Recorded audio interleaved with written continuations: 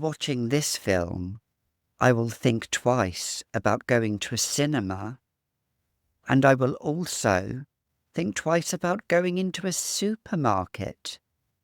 Yes, this film.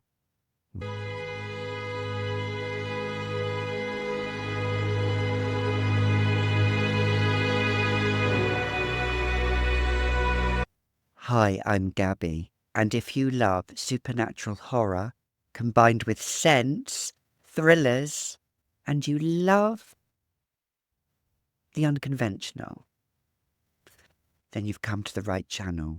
Perfume and Films. Magical.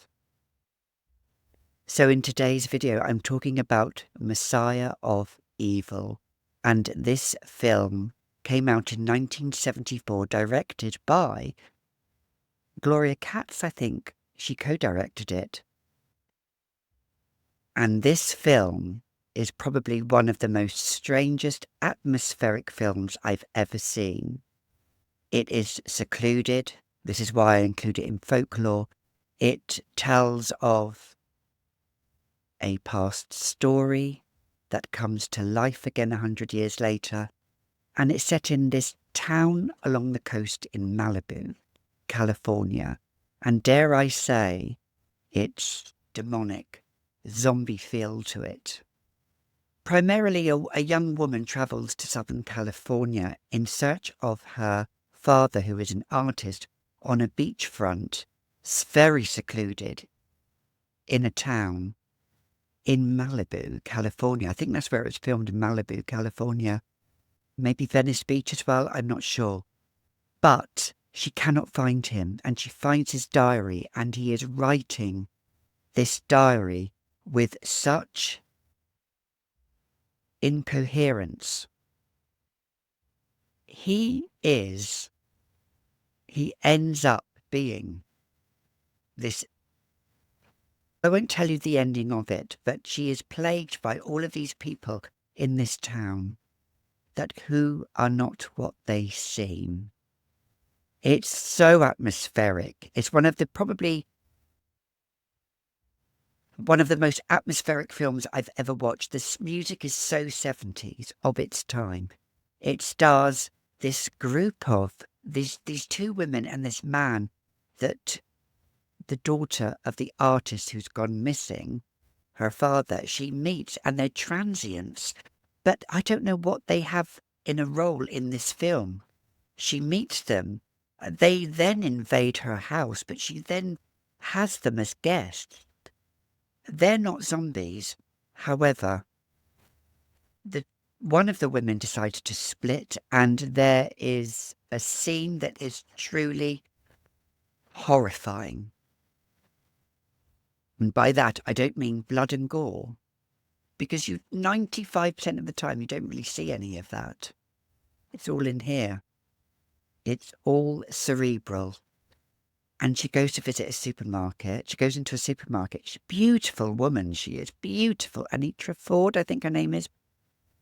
And is her main name. And she's walking up and down the aisles, and all of a sudden she senses danger, and I'll leave it there. It is horrifying in the mind, not visual, little bit visual, but not overtly. And another scene where the other girl from this transient trio who's invaded this artist's daughter's home on the beachfront, she goes to the cinema in the town. Again, it's all light-hearted, but seeing that ending where the townsfolk are sat behind her, absolutely terrifying. Terrifying.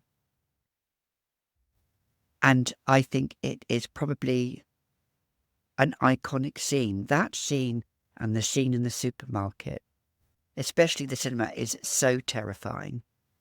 I will not tell you the ending. However, it is foreboding.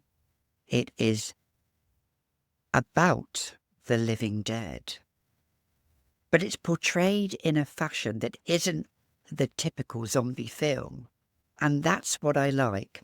That's what I love, because I'm not really a zombie genre. I'm not really into, the Night of the Living Deads, all of those zombie horror flicks. Although I did watch Train to Busan, which I did love, although that was more sad. But the typical zombie horror flicks, Evil Dead, Night of the Dead, The Hills Have Eyes, all of those films, I'm not really a fan of them. But this I was. This piqued my interest because it suggested Living Dead, but it was done in a way that was not graphic or visual too much, and it was done in a way that really played with your mind. And this Living Dead, where are they going to then go en masse worldwide? Because this Messiah, this messenger that came 100 years ago, who's coming back 100 years later with the red moon in vision, that's a clue there, gives it this completely atmospheric, terrifying horror, a terrifying folklore horror. And the ending is just absolutely terrifying. You see the ending a little bit at the beginning, and you think, is that going to be the ending? It keeps you on your seat till the end, because it plays with the mind. It plays with what is happening in these minds of these people. This Messiah that is sending a message that they cannot experience pain. Another clue. So good. I rate this a 10 out of 10 for a zombie flick, for a Living Dead film that is 70s, now a cult horror. It's a chef's kiss from me. The 3 cents, I'm going to vibe with this. It was so difficult. I'm going to do one which was a no-brainer, Death and Decay by Lush Fragrances. The name itself conjures up decay. However, it's not smelling of rotting corpses. It's smelling of death with florals, with lily and jasmine, yellow florals too, with a slight, ever so slight sweet almond backbone. You wouldn't think that in a scent, would you, in Death and Decay? However, this scent has a sweet scent to it. However, it signifies new beginnings. What new beginnings, though? And in the film, you see these new beginnings come to fruition. And not all of them are good. And you don't know who is good or who is evil. It's always playing with your mind a bit. Are these the florals they're laying to rest? Because apparently you cannot bury these people. So what do you do with them? Who knows? Maybe they are just laid to rest somehow with their ashes, with the florals of death and decay. The second one is a spicy scent, but I feel it really creates a vibe for the film, and that is Original Obsession by Calvin Klein. The name itself, Obsession. The daughter that visits her father, the artist who is missing, is obsessed by everything that goes on in this town. That's obsessed by his house, obsessed by his journal. The smell itself is strong and can be off-putting to some people. And I think this is why I'm scenting the film with this. This is a vintage scent. And it comes in one of these atomizers. Don't think I've got anything on here, so I'm going to... Oh, this is really beautiful. I don't know, maybe because it's a vintage one. I have a newer formula. Richard loves this on me. I might wear this, my scent of the night. Obsession. I'm obsessed with life. I'm obsessed with living, not dying. And I think this is a beautiful contrast of staying alive, surviving in a world where you just do not know when you're going to die. So live in the moment, be obsessed, and let your obsession be your power of kindness and prevail over evil. Lastly, the next one I'm going to scent is the scent of the sea, where she is in California. The scent of driftwood, the scent of driftwood, the scent of sea salt, the scent that is ambergris, that it is in Womanity by Thierry Mugler. I love this, and some people don't.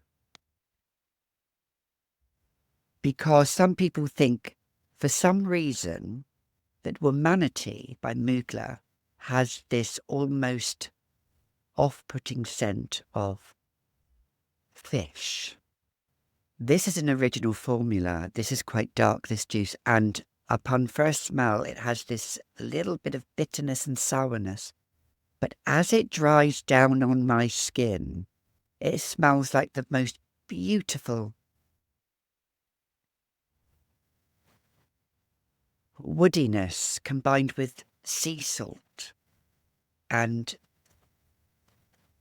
I think in this film, these people cannot swim. From what I watched it a while ago, these undead can't swim, or they are in water by a pier. The daughter and one of the transient survivors, the guy, who's mega tall. And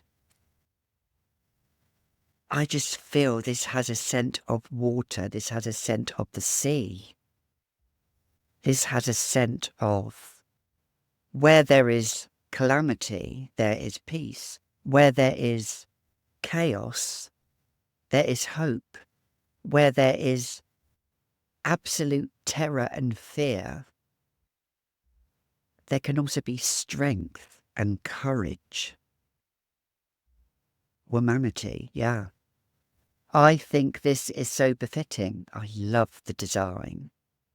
And it is not to everybody's taste, but on my skin, it actually goes a little bit sweet, savoury sweet, salty sweet. Yes, I love this.